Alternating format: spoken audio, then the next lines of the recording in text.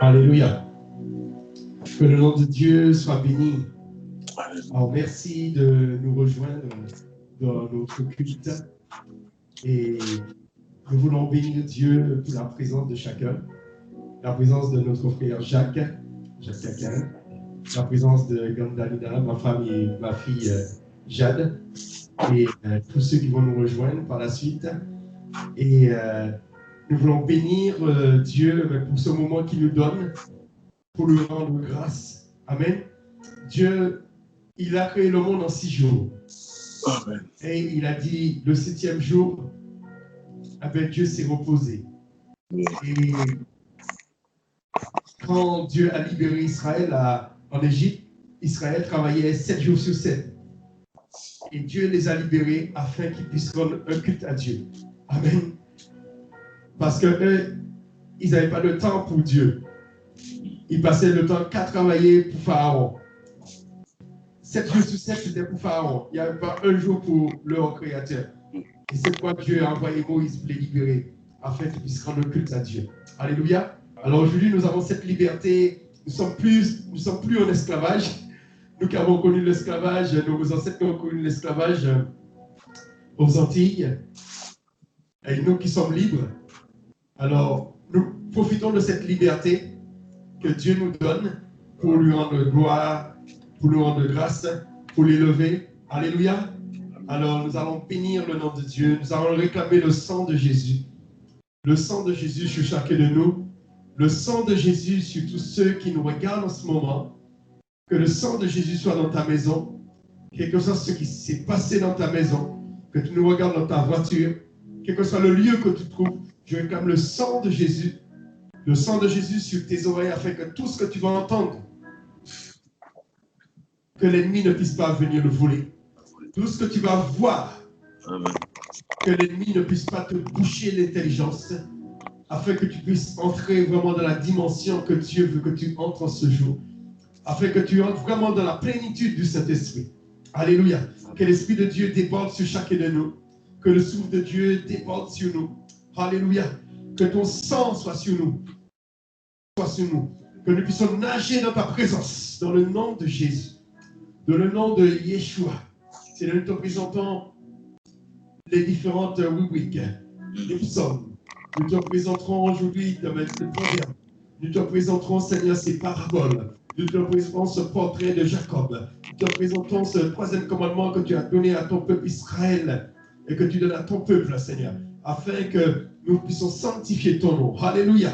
Seigneur, apprends-nous qui tu es. Apprends-nous qui est ton nom, Seigneur. Apprends-nous à sanctifier ton nom. Alléluia. Que ton nom seul soit béni. Que ton nom seul soit élevé. Que ton nom seul soit exalté. Que ton nom seul soit glorifié.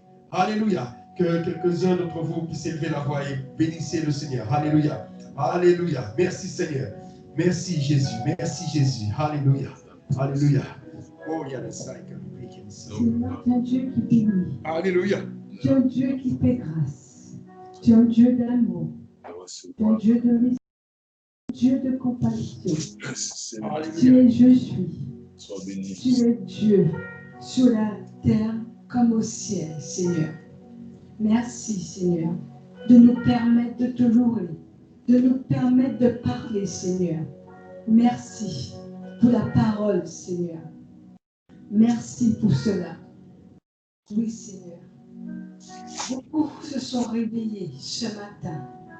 Beaucoup se sont réveillés sans parole, Seigneur. Alléluia. Beaucoup se sont réveillés muets, Seigneur. Beaucoup se sont réveillés paralysés, Seigneur. Mais toi, Seigneur. Oh, Jesus. Oh, toi, Seigneur. Oh, Jesus. Tu nous as réveillés en bonne santé, Amen. Seigneur. Tu nous as réveillés. Alléluia. C'est pas parce que tu nous aimes, Seigneur. Parce que tu fais grâce. Amen. Tu fais grâce chaque matin, Seigneur. Oui, c'est ton amour. Chaque matin, c'est Merci. ton amour. Merci de nous avoir aimés. Indéfini, Seigneur. Tu nous as aimés le Indéfini. premier. Merci. Je te remercie. Je te remercie pour Jacques, parce que tu l'as réveillé aussi, Seigneur.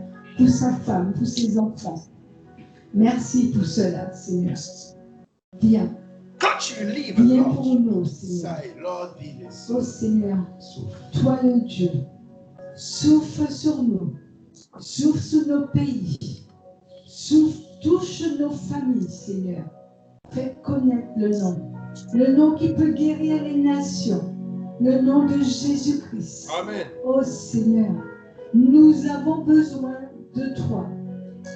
Le monde a besoin de toi, Seigneur. Amen. Le monde a besoin de toi. Alléluia. Nos présidents ont besoin de toi. La France a besoin de toi. Les Antilles ont besoin de toi. Amen. La Martinique a besoin de toi. La Guadeloupe a besoin de toi. Tous les îles ont besoin de toi. Nous avons tous besoin de toi, Seigneur. Oh Seigneur, dis un mot à chacun d'entre nous. Dis un mot. Dis un mot pour Jacques, Seigneur. Dis un mot pour sa femme. Et la chose s'accomplira. Amen. Et la chose s'accomplira. Amen. Oh Dieu. Oh Dieu. Oh Dieu d'amour. Oh Dieu qui suit toute larme. Tu blesses, Seigneur, mais tu guéris. Amen. Tu blesses, mais tu guéris aussi, Amen, Seigneur. Oh Seigneur, tu relèves l'indigent de la boue, Seigneur. Amen. Tu relèves l'indigent de la boue. Oh Jesus, Lord, be the Lord. Oh Seigneur, toi qui es un Dieu qui élève, toi qui es un Dieu qui abaisse, Seigneur. Seigneur, tes bontés sont inépuisables. Chaque matin, tu renouvelles tes bontés. Chaque matin. Alors Seigneur, renouvelle tes bontés pour chacun d'entre nous. Pour chacun d'entre nous. Amen. Amen. Amen. Amen. Alléluia. Que le nom de Dieu soit béni. Amen. Alors, nous allons chanter Père. Père, unis-nous tous et Gandalina va faire la prière sacerdotale. Père, unis-nous tous. Père, unis-nous tous. Que le monde de quoi attend l'amour. Père, unis-nous tous. Père, unis-nous tous. Père, unis-nous tous. Que le monde de quoi attend l'amour. Père, unis-nous tous.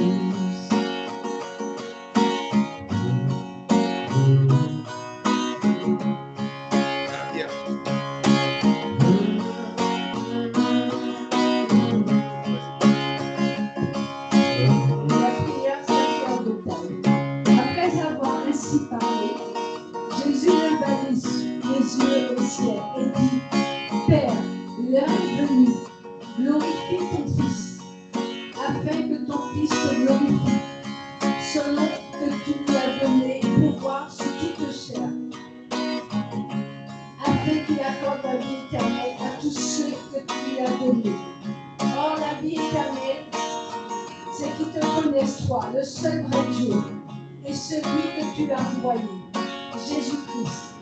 Je t'ai glorifié sur la terre. J'ai achevé l'œuvre que tu m'as donnée à faire. Et maintenant, toi, Père, glorifie-moi auprès de toi-même, de la gloire que j'avais auprès de toi avant que le monde soit. J'ai fait connaître ton nom aux hommes que tu m'as donnés du milieu du monde. Ils étaient à toi, ils ont gardé ta parole. Maintenant, ils ont connu que tout ce que tu m'as donné vient de toi. Alléluia. Car je leur ai donné les paroles que tu m'as données. Et ils les ont reçues. Ils ont vraiment connu que je suis sorti de toi. Et ils ont cru que tu m'as envoyé. C'est pour eux que je prie. Je ne prie pas pour le monde, mais pour ceux que tu m'as donnés, parce qu'ils sont à toi. Et tout ce qui est à moi est à toi. Et ce qui est à toi est à moi. et je suis glorifié en eux. Alléluia. Béni de tous. Béni de tous. Le monde du bois à ton amour. Béni de tous. Je ne suis plus dans le monde. Ils sont dans le monde. Et je vais à toi. Père Saint, garde-les en ton nom que tu m'as donné, afin qu'ils soient un comme nous. Lorsque j'étais avec eux dans le monde, je les gardais en ton nom. J'ai gardé ce que tu m'as donné. Si aucun d'eux ne s'est perdu, sinon le fils de perdition, afin que le futur soit accompli.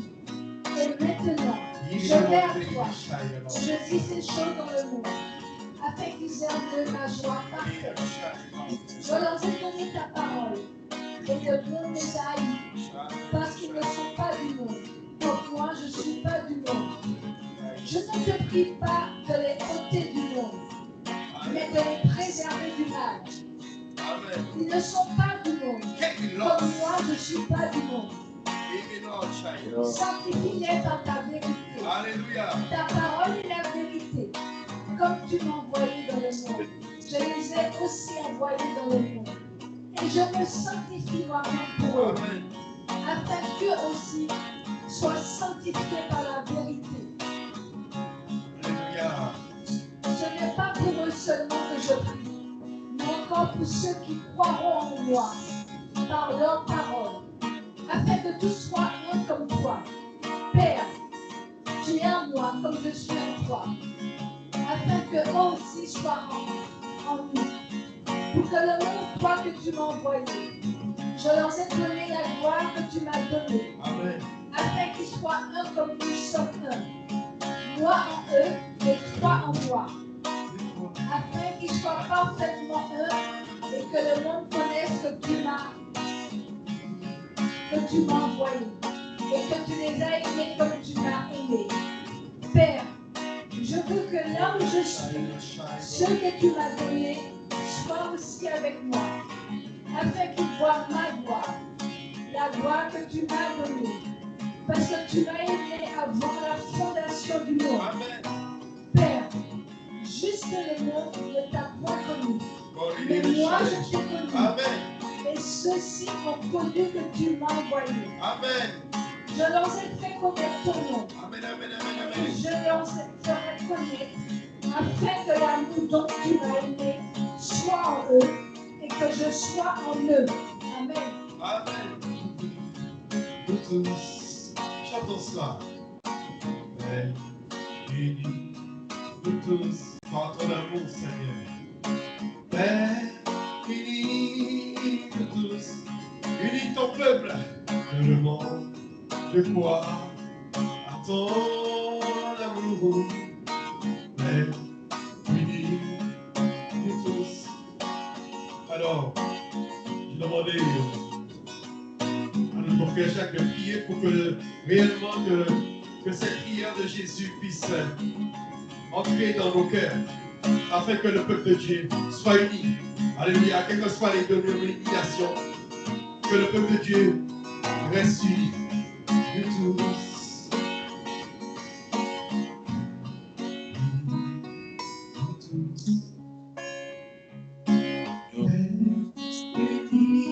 De tous.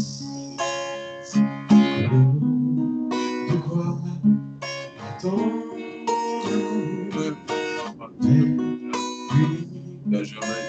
Dieu, Père, unis-nous tous, unis-nous de même corps, de même cœur, de même amour, Seigneur, de même sentiment, éternel Dieu. Unis-nous dans ton amour et que jamais ton nom soit béni, ton nom soit glorifié et que Satan, le diable, soit dans la honte et dans la confusion. Seigneur, prions que plein de ta gloire et qu'à jamais, éternel Dieu, ton nom soit béni, glorifié, exalté, magnifié dans le nom de Jésus. Amen. Alléluia. Que le nom de Dieu soit béni. Alléluia, alléluia, alléluia. Alors, j'aimerais nous lire le psaume 3. Alléluia. Le psaume 3. Merci Seigneur. Alors, c'est un psaume de David. C'est un psaume que David a écrit pendant qu'il était dans la tempête. La tempête, c'était qu'il était poursuivi par son propre fils. Hein? David était poursuivi par son propre fils. Son fils voulait le tuer.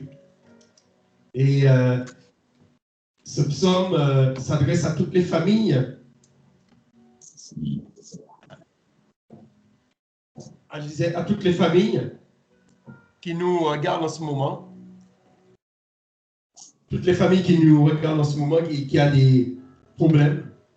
Et on sait combien de meurtres, surtout pendant le confinement. Il y a beaucoup de violence dans les familles.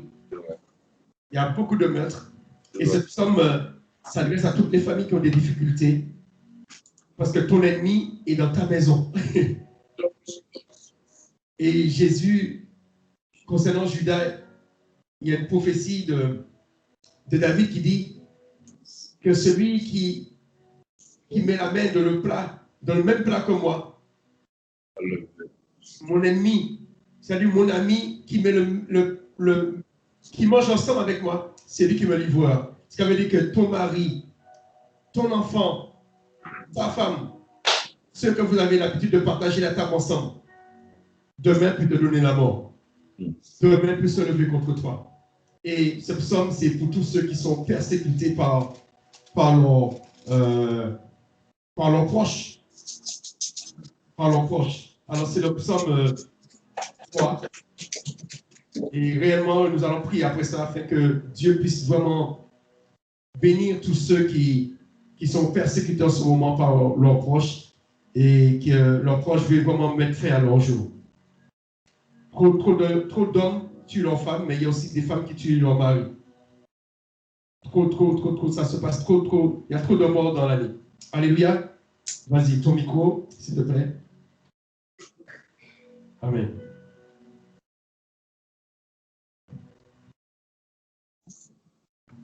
Seigneur, j'ai beaucoup d'ennemis.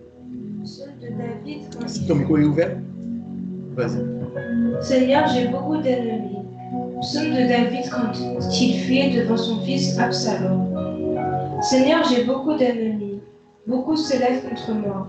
Beaucoup disent de moi, Dieu ne le sauvera pas. Mais toi, Seigneur, tu me protèges comme un bouclier. Tu sauves mon bonheur, mon honneur, tu relèves ma tête. À pleine voix, je crie vers le Seigneur. Il me répond de sa montagne sainte. Et moi, je me couche et je dors. À mon réveil, le Seigneur vient m'aider. Je n'ai pas peur de cette foule de gens qui m'entourent de tous côtés. Seigneur, lève-toi. Mon Dieu, sauve-moi. Oui, tu as frappé tous mes ennemis à la mâchoire. Tu as cassé les dents des gens mauvais. Seigneur, c'est toi qui sauves. Envoie ta bénédiction sur ton peuple. Amen. Amen. Alléluia. Comme je disais, nous allons prier pour toutes les familles qui a beaucoup de violence, afin que réellement que tous ceux qui regardent, tous ceux qui participent avec ce culte, afin que Dieu puisse éloigner la violence des familles. Alléluia. Alléluia. Je laisse Gandalina prier pour cela, afin que Dieu puisse vraiment éloigner la violence des familles. Alléluia. Jesus. Seigneur, toi, le Dieu de paix, mets la paix où il y a la violence. Mets l'amour Coach, believe où il and y a la love. violence. Seigneur, toi qui es un Dieu de miséricorde et de compassion, viens toucher les familles. Viens toucher les familles, Seigneur. Viens toucher les familles. Entre dans leur maison, Seigneur. Mets ta paix. Que ce culte que nous faisons les touche, Seigneur. Les touche. Les réconcilie, Seigneur. Mets la paix. Mets ta paix. Ta paix. Ta paix qui apaise, Seigneur. Ta paix qui soleil. Amen, amen, amen. Ta paix qui fait du bien. Alléluia. Ta paix, Seigneur. Oh, Jesus the Lord. Ta paix, pas la paix des hommes, mais ta paix, Seigneur. Amen. Ta paix qui réconcilie, ta paix qui réconforte, ta paix qui dure, Seigneur. Mets ta paix, mets la joie en ce jour, Seigneur. Mets la joie, mets le sourire en ce jour, Seigneur. Mets le sourire, Seigneur. Amen. Remets la communication, Seigneur. Remets la communication, Seigneur, Alléluia. dans ces familles. Oh, Jesus the Lord. Remets Alléluia. le rôle de chacun en place, Alléluia. Seigneur. Remets le rôle du Père. Remets le rôle de la mère. Alléluia. Remets le rôle des enfants, Seigneur. Oh Seigneur. Alléluia. Oui, Seigneur. Envoie ta paix. Amen. Souffle. Souffle, Seigneur. Souffle. Envoie ta paix. Ta paix. Ta Alléluia. paix et ta joie, Seigneur. Envoie, Seigneur, dans chaque famille qui sont dispersées, Seigneur. Dans chaque famille. Dans chaque lieu, Seigneur. Dans chaque maison. Alléluia. Oh Seigneur. Mets la paix aussi dans nos maisons. Mets la paix aussi dans nos maisons. Amen.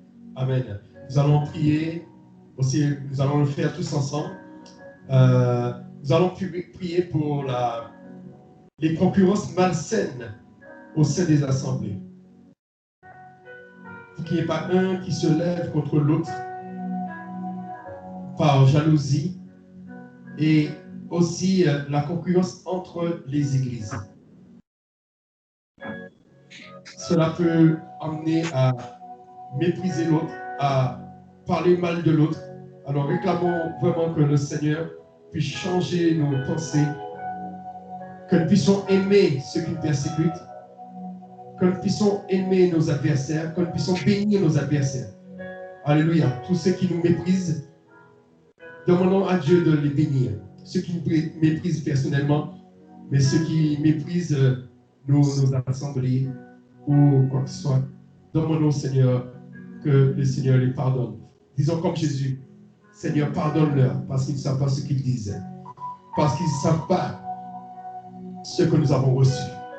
Ils ne peuvent pas comprendre la vision que nous avons reçue parce qu'ils n'ont pas reçu cette vision, Seigneur. Seul ton esprit, Seigneur, ne peut pas comprendre ce que l'autre a reçu de ton esprit. Alors, Seigneur, nous prions pour toutes les assemblées, pour tous les serviteurs de Dieu qui sont incompris et qui sont persécutés injustement, soit par leurs membres, soit par leurs fidèles, soit par leurs collaborateurs. Seigneur, que toi tu envoies ton esprit afin que tes serviteurs et tes servantes puissent comprendre, afin que tes serviteurs et tes servantes, Seigneur, puissent avoir l'esprit de révélation, l'esprit qui nous explique les paraboles, mais qui nous explique aussi les choses cachées, ce que tu as caché dans les cœurs de tes enfants. Alors Seigneur, envoie l'esprit de révélation et souffle sur nous, souffle sur nous, souffle sur nous, souffle sur nous, et bannis au milieu de tes enfants, Seigneur, la jalousie, bannis au milieu de tes enfants, Seigneur, la calomnie, bannis tout cela au milieu des enfants, la médisance, la haine, bannis cela au nom de Jésus. Nous réclamons ta paix, l'union, la joie. Alléluia. Que ton nom seul soit glorifié. Nous allons prier dans ce même esprit pour des enfants qui sont persécutés, des enfants qui sont à l'école et les souffre-douleurs. C'est-à-dire c'est un enfant que toute la classe ou tous ses copains sont contre lui. Tout ce qu'il peut faire de bien, tout cela est mal vu.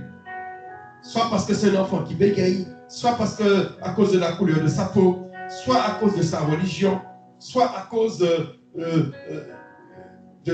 ses coutumes, etc. Il devient un souffre-douleur, ou des fois par rapport à son orientation sexuelle, parce qu'il est homosexuel ou quelque chose, il est persécuté. Dieu, il n'est pas venu persécuter les homosexuels, il n'est pas venu persécuter les prostituées, mais il est venu pour nous bénir. Amen. Il est venu pour nous libérer. Il est venu pour nous sauver. Alléluia. Alors prions pour tous ces enfants qui sont persécutés d'une manière ou d'une autre pour des raisons ou pour une raison ou pour une autre. Mais comment, Seigneur, que le Seigneur puisse venir les fortifier. Alléluia. Viens fortifier tes enfants, Seigneur. Qu'ils soient au collège, qu'ils soient au lycée, qu'ils soient en primaire, qu'ils soient en maternelle, qu'ils soient à la crèche. Seigneur, tu sais comment les fêtes de groupe prennent beaucoup d'ampleur lorsqu'on est jeune. Alors, Seigneur, que tous ceux qui regardent cette vidéo et qui sont concernés, que toi, tu les revêtis de ta puissance maintenant. Et Seigneur, que toi, tu remplis leur bouche de ta puissance, de ta parole, afin que lorsqu'ils seront persécutés, que ce soit des paroles de connaissance qui sortent, des paroles de sagesse, non pas des injures, non pas des jurons, non pas des insultes, non pas du mépris, mais des paroles de bénédiction, qui reçoivent pleinement ta bénédiction, qui soient fortifiées dans le nom de Jésus. Fortifie tous ceux qui passent par cette épreuve du souffre-douleur, qui est le souffre-douleur des autres. Que les regards puissent changer, que les regards puissent changer, que les regards puissent changer, et que ta gloire soit sur cet enfant. Dans le nom de Jésus. Dans le nom de Jésus. Alléluia. Amen, amen, amen, amen. Amen. Alors nous allons chanter avant que Lynn puisse prendre le proverbe.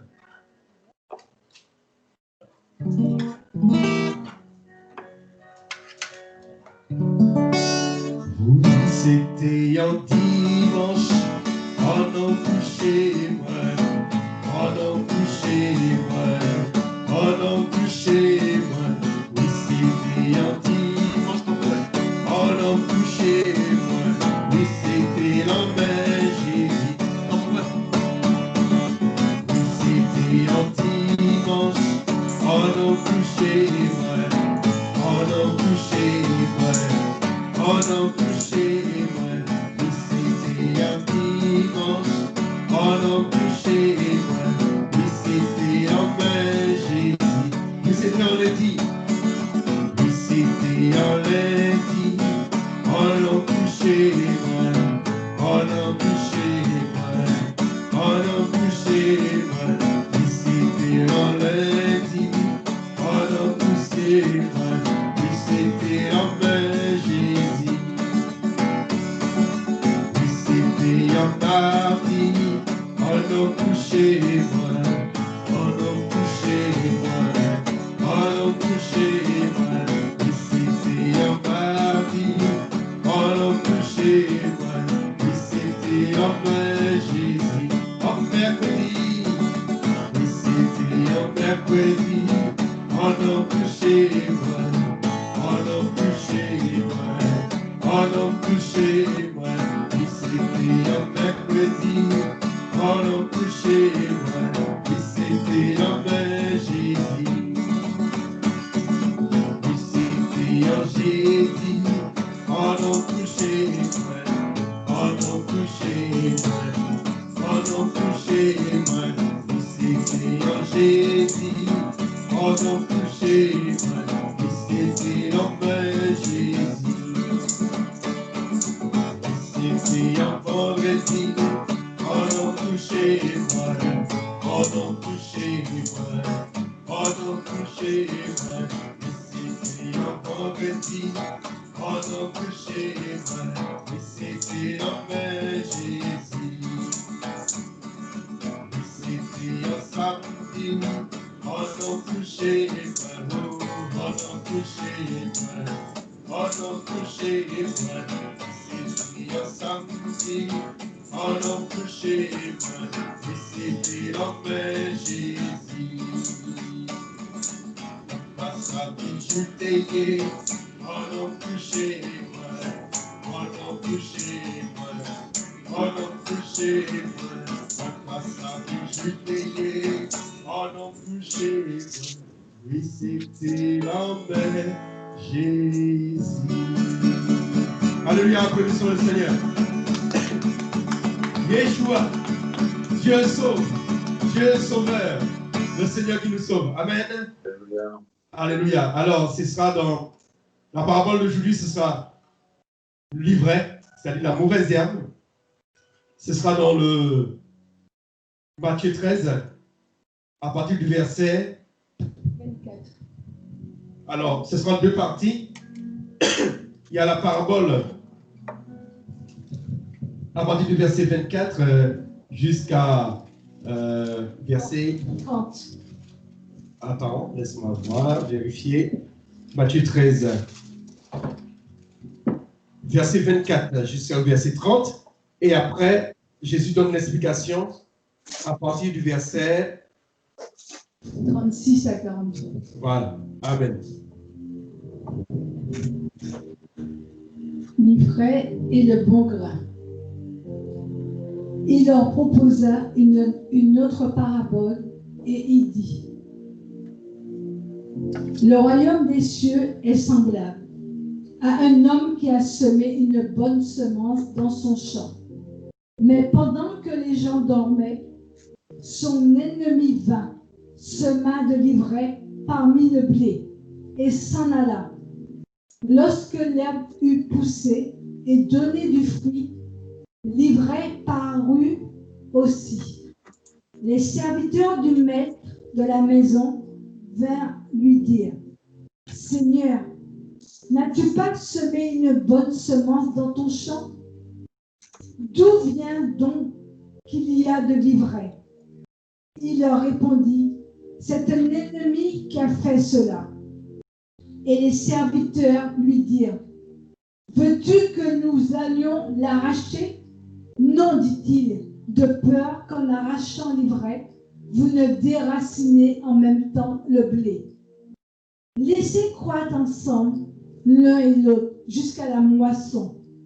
Et à l'époque de la moisson, je dirai au moissonneur: Arrachez d'abord l'ivraie et liez-la en gerbe pour la brûler, mais amassez le blé dans mon grenier. Amen. Amen. L'explication. L'explication de la parabole de l'ivraie. Alors, il envoya la foule et entra dans la maison. Ses disciples s'approchèrent de lui et dirent: Explique-nous la parabole de l'ivraie du champ. Il répondit: Celui qui sème la bonne semence, c'est le Fils de l'homme. Le champ, c'est le monde. Amen. La bonne semence, ce sont les fils du royaume. L'ivraie, ce sont les fils du malin. L'ennemi qu'il a semé, c'est le diable. La moisson, c'est la fin du monde. Les moissonneurs, ce sont les anges. Or, comme on arrache l'ivraie et qu'on la jette au feu, il en sera de même à la fin du monde. Le Fils de l'homme enverra ses anges qui arracheront de son royaume tous les scandales et ceux qui commettent l'iniquité. Et ils jeteront dans la fournaise ardente où il y aura des pleurs et des grincements de dents. Alors les justes resplendiront comme le soleil dans le royaume de leur Père. Que celui qui a des oreilles pour entendre, entende. Amen. Amen. Alléluia. Alléluia. Amen. Alors, qu'est-ce que tu as relevé dans ce texte? Alors, pour toi, l'ivraie, c'est quoi? La mauvaise herbe. Et la mauvaise herbe, ça peut être quoi spirituellement?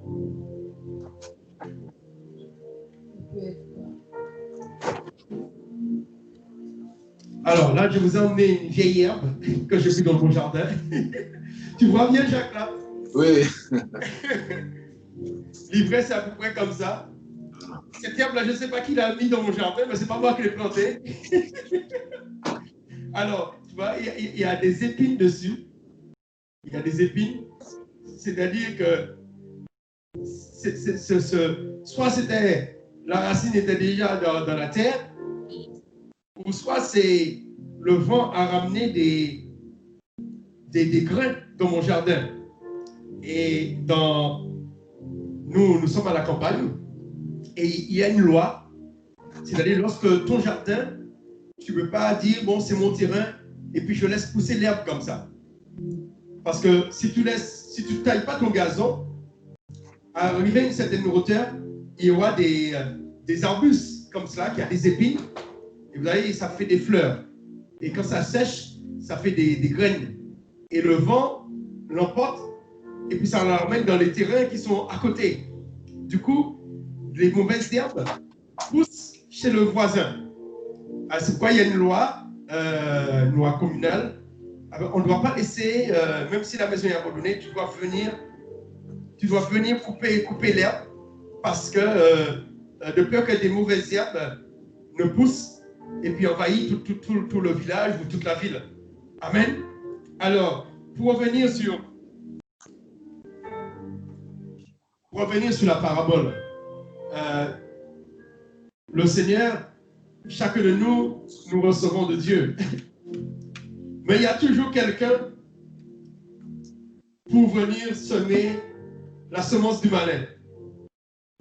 Et la semence peut venir de n'importe qui. Elle peut venir de ta maison même. Job, la mauvaise herbe, la mauvaise semence est venue de sa femme. Est venue de ceux qui sont venus les visiter. Ceux qui sont venus pour l'encourager. Ceux qui sont venus pour encourager Job. Au lieu de lui donner, parmi il y avait 3. Je crois qu'il y avait Eliezer, lui, il a semé la bonne semence. Mais les 2 autres, il a dit, mais si tu es comme ça, si tu es malade, c'est parce que tu as fait quelque chose de mal. C'est parce que tu as péché. Si tu as le coronavirus, tu es chrétien, tu as le coronavirus, c'est parce que tu as péché. Et j'écoutais hier le pasteur Samuel, il était sur RMC, et ils ont subi vraiment des mépris, des calomnies. Des gens sur les réseaux propageaient d'aller brûler leur église, d'aller brûler la maison des membres. Parce que sur les médias, ils disaient que c'est eux qui ont ramené le coronavirus en France, c'est eux qui ont répandu le coronavirus en France. C'est pour vous dire qu'ils ont été persécutés, livrés. Jusqu'où l'ivraie peut aller à détruire la vie des autres. Alors, prions vraiment que le Seigneur nous épargne de l'ivraie, mais il dit s'il y a l'ivraie, ne l'est pas l'arracher. Ouais. Ça, c'est bien évident. Tu vois la vieille herbe là, tu ne peux pas l'arracher parce que tu risques d'arracher la racine des bonnes herbes, la racine du blé. Alors, il faut qu'on soit prudent. Même si la vieille herbe nous gêne, mais il vaut mieux le laisser.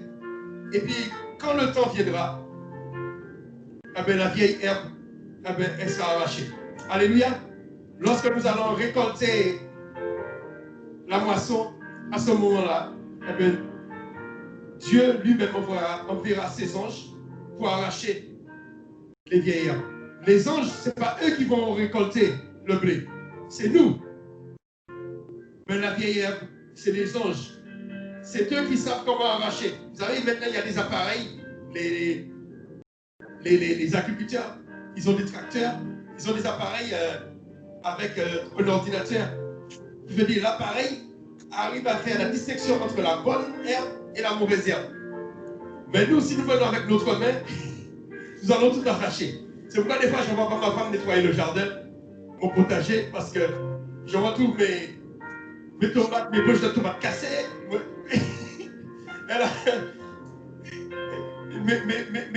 Mes plantes parfumées, mes plantes aromatiques, j'ai tout arraché. L'été, voilà. Parce qu'elle n'est pas une experte. Mais les anges, ce sont des experts. Alors, nous devons laisser Dieu faire. Amen.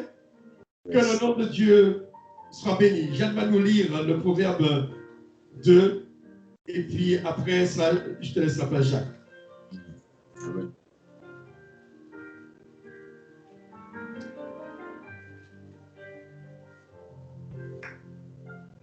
La sagesse protège du mal. Mon enfant, accepte mes paroles. Garde mes commandements. Écoute bien l'enseignement de la sagesse. Cherche à le comprendre. Lui demande à l'intelligence de t'aider. Appelle la raison à ton secours. Cours après la sagesse comme après l'argent. Cherche-le avec soin, comme on cherche un trésor.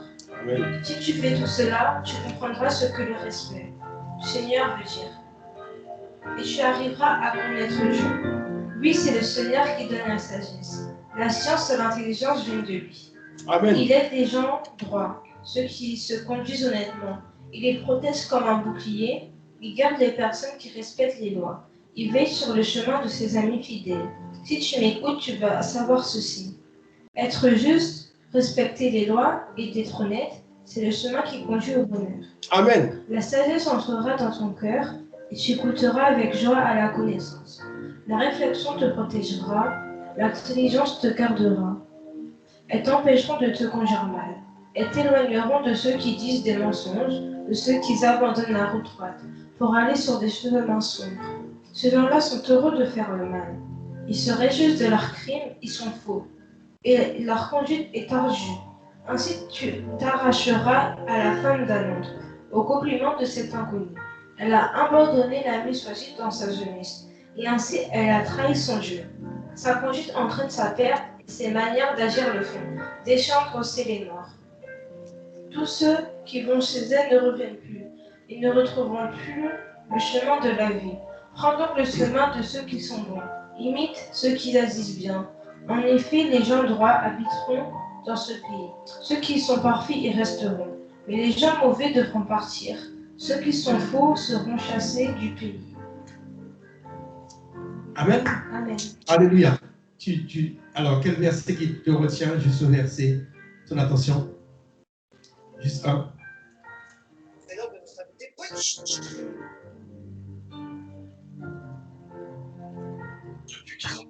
Le verset 21. Alors, ça dit quoi?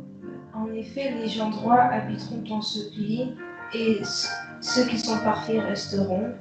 Et au verset 22, mais les gens mauvais devront partir, ceux qui sont faux seront sachés du pays. Amen. Alléluia. Alors, la sagesse, ce n'est pas une privation. Ce n'est pas de te priver de tes amis. Ce n'est pas de te priver de tes copains, de tes copines. Mais la sagesse, ça te protège.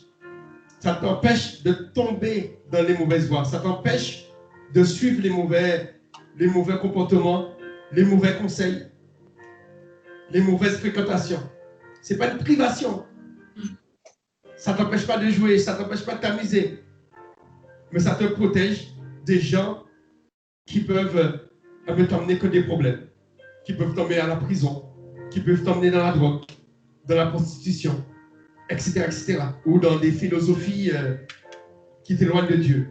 Alléluia. Que le nom de Dieu soit béni. Alors je laisse la place à notre frère Jacques qui nous fera le portrait de Jacob. Jacob. Voilà.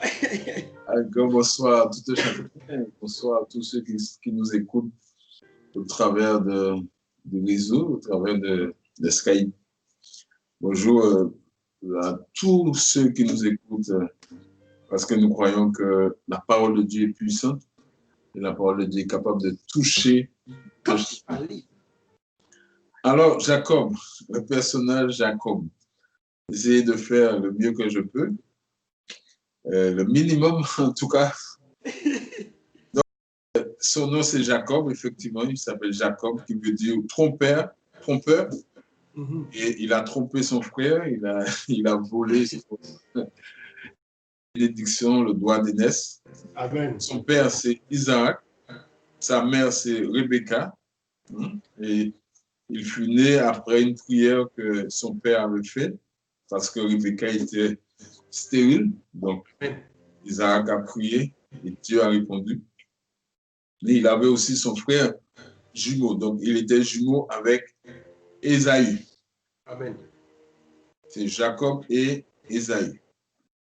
Donc, sa femme, c'est, ou sinon on pourrait dire ses femmes, Rachel et Léa. Et entre-temps, il a eu aussi des concubines, mais c'était deux femmes qu'il avait, Rachel et Léa. Et il avait aussi 13 enfants. Souvent, on parle de 12, Oui. Mais il avait 13. Il avait une fille. Voilà. Donc 12 garçons et une fille. Et la fille s'appelait Dina. Donc, et après quelque temps, son nom fut changé en Israël. Israël, donc c'est le père. Donc Jacob, on pourrait dire que Jacob, c'est le père de la nation d'Israël. Amen. Donc c'est quelqu'un qui a beaucoup voyagé. Donc c'est quelqu'un qui était, la Bible parle de quelqu'un qui était tranquille parce qu'il était toujours à la maison avec sa mère. Et c'est là que aussi on pourrait dire que la mère a profité de cela pour l'aider. L'aider à tromper son frère. Donc, Rusé, effectivement, par nature, puisque dès sa naissance, il a tenu le talon de son frère. C'est pourquoi on lui a donné le nom de Jacob, le trompeur, le rusé. Trompeur, on l'a dit. Il était travailleur, donc il a bien travaillé. Donc, il était riche, mais il a travaillé pour être riche. Et même là aussi, il a trompé son beau-père. Donc, c'était un homme affectueux, il était berger. Et il est mort à 147 ans. 147 ans. Et il a passé 17 ans en Égypte. Donc, on pourrait dire qu'il a bien vécu. Voilà. Donc, en gros, c'est ce que j'ai retenu. Bien qu'il y a beaucoup plus d'autres choses, mais j'ai retenu, je crois, l'essentiel. Et aussi pour permettre aux autres d'être curieux pour aller chercher encore davantage. Voilà. Amen, amen, amen. Merci Seigneur. Et on va continuer son histoire la semaine prochaine. On va voir ses enfants, le nom de chaque enfant et avec quelle femme. Et puis, voilà, tu vas nous expliquer le déroulement, ce feuilleton.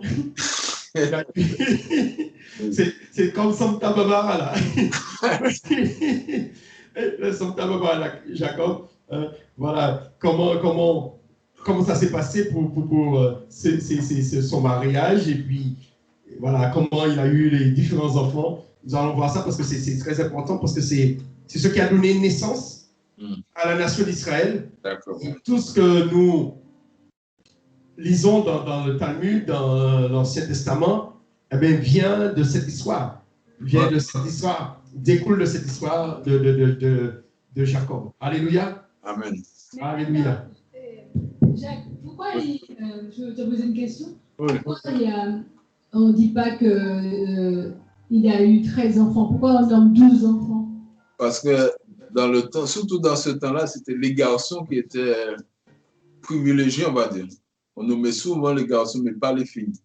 Les filles étaient pratiquement... Et jusqu'à présent, on voit ça dans certaines civilisations. Ce sont les femmes, ce sont les hommes qui sont, on va dire, devant, quoi. On va avantageux. Les hommes, mais pas les femmes. Et souvent, les femmes sont mises en arrière.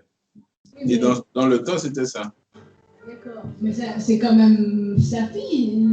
Il dit qu'il a eu 12. Voilà, c'est sa fille. Et c'est vrai qu'on va pointer un peu sur ce qu'on va dire, mais on va lire l'histoire de Dina. Vraiment, c'est lorsqu'elle a été violée, déshonorée. Et c'est là qu'on va vraiment nommer la fille de Jacob. C'est quand elle sera déshonorée. Mais puisque c'était les garçons qui étaient privilégiés, qui étaient à la tête, quoi, devant, mais les femmes non. Et dans certaines civilisations, jusqu'à présent, on constate ça aussi. Donc, même dans le temps passé à la Martinique, c'était comme ça. Il aurait pu la mettre en valeur parce que sous 12 garçons, il a eu une fille quand même. Voilà, mais dans le temps. Surtout l'héritage, c'était les garçons. Voilà, c'était les garçons. Et c'est quoi les 12 tribus, c'est les 12 garçons. Les 12, il n'y a pas de.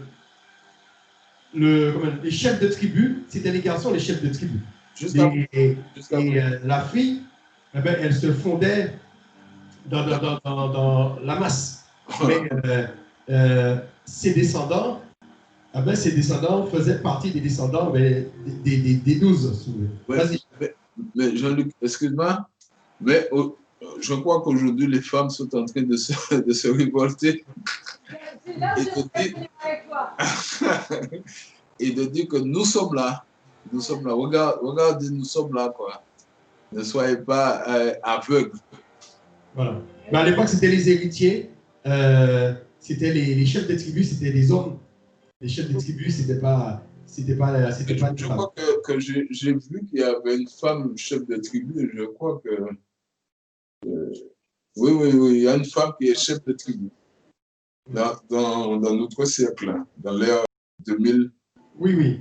Mais je veux dire qu'à l'époque, Jacob, c'est les hommes qui héritaient.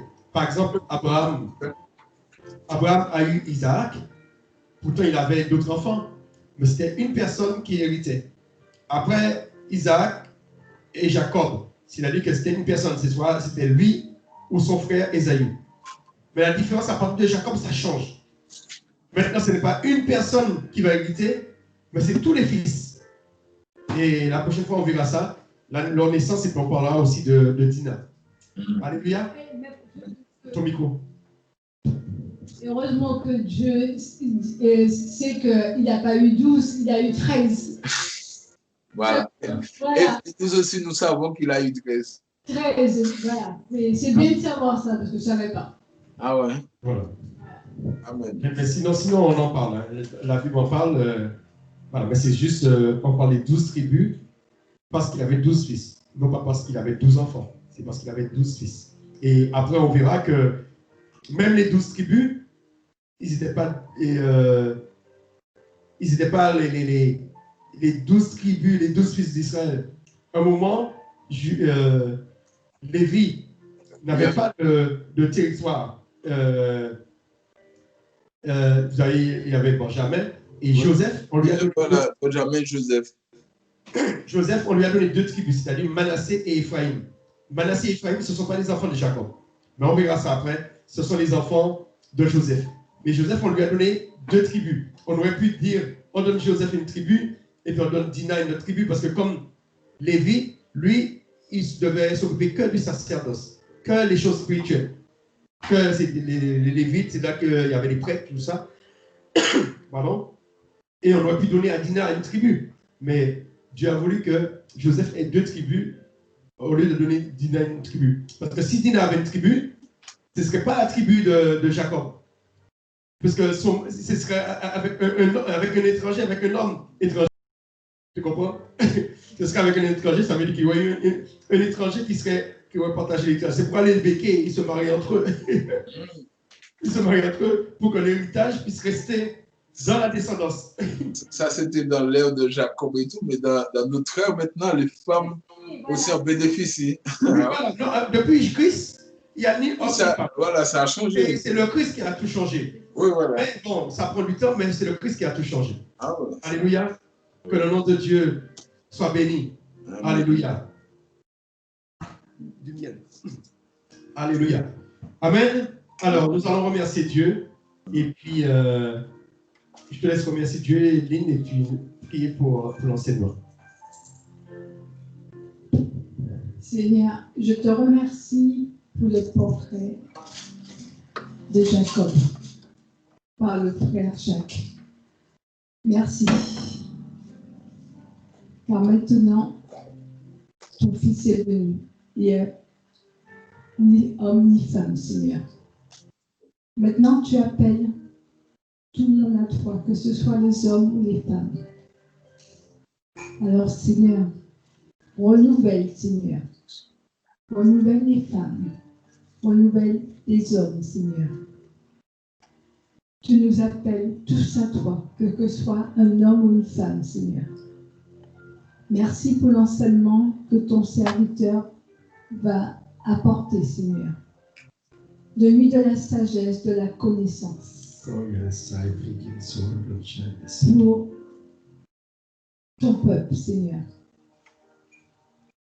Mets ton onction sur lui. Mets ton huile fraîche sur lui. Mets ta parole dans sa bouche, Seigneur. Amen. Amen. Alléluia. Alors, nous allons continuer notre étude sur les 10 paroles qu'on appelle les 10 commandements. Nous avons vu le premier commandement qui était « Tu n'auras pas d'autre Dieu devant ma face ». Et le deuxième commandement « Tu ne feras pas d'idole et d'image et te prosterner devant elle ». Et aujourd'hui, nous allons voir le troisième commandement. Et nous allons essayer de voir est-ce que nous sommes concernés par ce commandement. C'est Exode 20, le verset 7. Et ce verset a été mal interprété par les Juifs. Et nous allons essayer de voir ça et voir les conséquences que ça a aujourd'hui. Et puis nous allons essayer de voir qu'est-ce que Dieu a voulu dire aux Israélites au travers de ce verset. Alors, Exode 20, le verset 7. Alors, le troisième commandement, vous pouvez dire la troisième parole, parce que Exode 20, ce sont des paroles que Dieu prononçait. Là, ce n'était pas encore écrit. Les 10 commandements n'étaient pas encore écrits. Dieu parlait du haut de la montagne. C'est quand on dit les 10 paroles, on appelle ça le décalogue. Après, c'est devenu les 10 commandements parce que Dieu a demandé à Moïse de l'écrire. Après que Dieu a demandé à Moïse de l'écrire, Moïse est monté vers Dieu et Dieu, à ce moment-là, l'a écrit sur les 2 tablettes. Alléluia. Ça veut dire que ça a été dit oralement, premièrement. Après, Moïse l'a écrit. Quand Moïse l'a écrit, il a lu pour le peuple. Après que Moïse a lu pour le peuple, après Moïse est monté sur la montagne et Dieu l'a gravé sur 2 tables. 2 tablettes. Alléluia, sur des tables de pierre. Après, quand Moïse est descendu, il y avait le veau d'or, il a tout cassé. Après, il est remonté, Dieu l'a remis sur une tablette. Pour la 4e fois. Amen. Alléluia. Et ces 2 tablettes étaient dans le tabernacle, dans le lieu très saint. Alors, ça nous dit, verset Exode 20, verset 7. Tu ne prendras pas le nom de l'Éternel, ton Dieu, en vain, car l'Éternel ne tiendra pas pour innocent celui qui prendra son nom en vain. Alors ce verset, on pourrait dire, on va essayer de le faire en 2 parties. Déjà, tu ne prendras pas le nom de l'Éternel en vain. Et l'autre partie, car celui qui prend le nom de l'Éternel en vain, quelles sont les conséquences lorsqu'on prend le nom de l'Éternel en vain? Alors, je disais que ce verset a mal été compris, disons, ou mal été interprété par les Israélites. Quand Dieu leur a dit, tu ne prendras pas le nom de l'Éternel en vain, le nom de l'Éternel ton Dieu. Est-ce qu'il y a quelqu'un qui a une autre version? Vous n'avez pas une autre version? Tu ne prendras point le nom de l'Éternel ton Dieu en vain, car l'Éternel ne laissera point impuni celui qui prendra son nom en vain. Amen. Regarde la version du Semeur pour moi, s'il te plaît. Qu'est-ce que ça dit? Alléluia. Mais en tous les cas, les Juifs, qu'est-ce qu'ils ont fait? Pour ne pas prendre le nom de l'Éternel en vain, imaginez qu'est-ce qu'ils ont fait. De même pour le commandement 2, Dieu leur disait, tu ne feras pas d'image taillée et te présenter devant. Du coup, ils ont dit, interdiction de faire des images taillées. Mais Dieu, ce n'est pas ça qu'il a dit. Il a dit, je ne pas faire des dieux en image taillée. Et là, comment ils ont interprété les choses? Tu ne prendras pas le nom de l'Éternel en vain. Qu'est-ce qu'ils ont fait? Tu voulais dire? Du coup, ils ont décidé de ne plus prononcer le nom de l'Éternel. C'est-à-dire qu'ils ont dit, pour ne pas prononcer le nom de l'Éternel en vain, ils ont décidé de ne plus appeler l'Éternel par son vrai nom. Parce que nous-mêmes, nous disons éternel, mais ce n'est pas son nom. Alors, avant d'expliquer qu'est-ce que Dieu a voulu dire, qu'est-ce que ça veut dire ne pas prendre le nom de Dieu en vain, déjà, il faut connaître le nom de Dieu. Amen. Et le nom de Dieu, on peut le voir, Exode 3, verset 13, si tu peux lire pour moi. Exode 3, verset 13 à 15. Quand Dieu appelle Moïse pour aller libérer les Israélites, Moïse demande à Dieu, oui, mais quand ici il me demande quel est son nom. Alors, lis ça, verset 13 jusqu'à 15. Moïse dit à Dieu, j'irai donc vers les enfants d'Israël, et je leur dirai, le Dieu de vos pères m'ont dit. Mais s'ils me demandent quel est son nom, que leur répondrai-je? Dieu dit à Moïse, je suis celui qui suis. Et il ajouta, c'est ainsi que tu répondras aux enfants d'Israël. Celui qui s'appelle Je suis m'a envoyé vers vous. Dieu dit encore à Moïse, tu parleras ainsi aux enfants d'Israël. L'Éternel, le Dieu de vos pères, le Dieu d'Abraham, le Dieu d'Isaac et le Dieu de Jacob, m'envoie vers vous. Voilà mon nom pour l'éternité.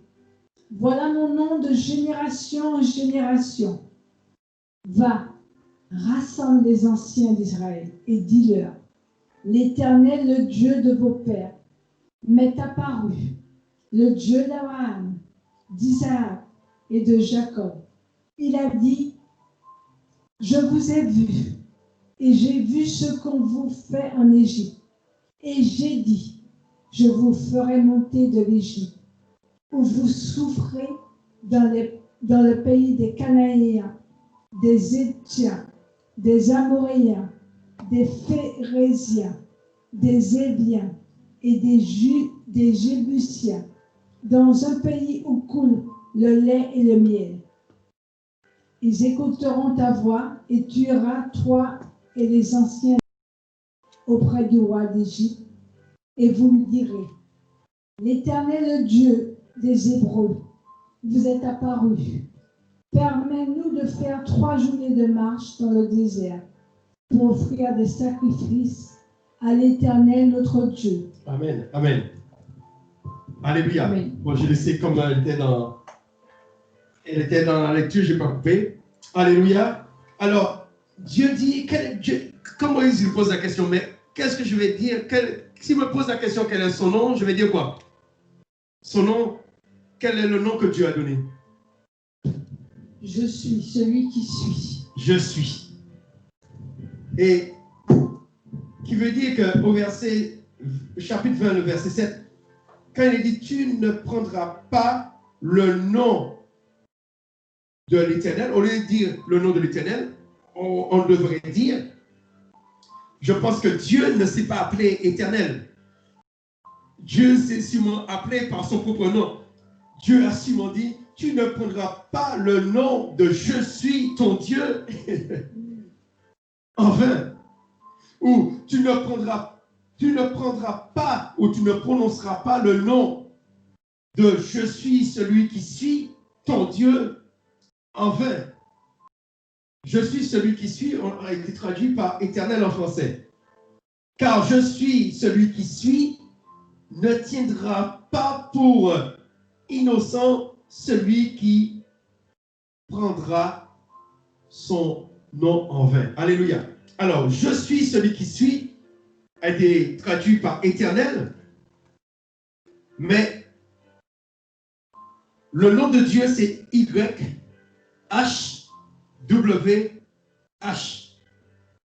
Et sans voyelle, on ne peut pas faire de son sortir. Ça s'appelle le tétragramme, ces 4 lettres-là. Pour pouvoir faire un son sortir, c'est dommage, je n'ai pas préparé un tableau. Entre le Y et le H, il faudrait une voyelle. Et à l'époque, il n'y avait pas de voyelle. Ceux qui lisaient, ils connaissaient la prononciation. Et Et les Juifs, qu'est-ce qu'ils ont décidé de faire? Ils ont décidé de ne plus prononcer le nom de Dieu, pour ne pas prononcer le nom de Dieu en vain. Supposons Dieu s'appelle Jacques, ils décident, bon, ne plus appeler Jacques, lorsqu'ils vont faire une bêtise, ils ne puissent pas dire c'est au nom de Jacques, mais ils ont décidé d'appeler Antoine. Comme ça, quand ils font une bêtise, si c'est bien, mais si c'est faux, ils n'auront pas la sentence. Ils n'auront pas la sentence. Alors, du coup, qu'est-ce qu'ils ont décidé de faire? Ils ont décidé d'appeler Dieu. Vous savez comment ils ont décidé d'appeler Dieu? Adonai. Ça veut dire Seigneur. Ils ont décidé d'appeler Dieu. Vous allez voir, quand vous suivez jusqu'à maintenant les Juifs, ils appellent Dieu Hachem. Hachem, vous savez qu'est-ce que ça veut dire? Ça veut dire le nom. Ils ont décidé d'appeler Dieu le nom, au lieu d'appeler Dieu par son vrai nom.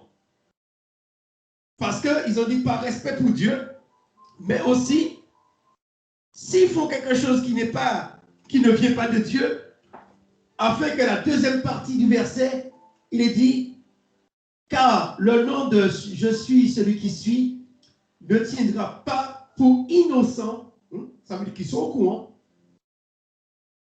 celui qui prendra son nom en vain. Qui veut dire que c'est quelque chose de très grave de prendre le nom de celui qui suit. Je suis celui qui suis en vain.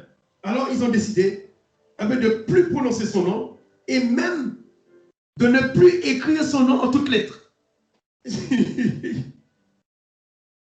De peur que ce qu'ils écrivent ne viennent pas de Dieu et que la sentence tombe sur eux.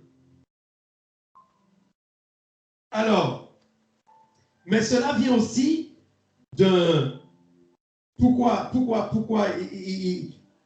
ils ont choisi de ne plus appeler Dieu par son nom.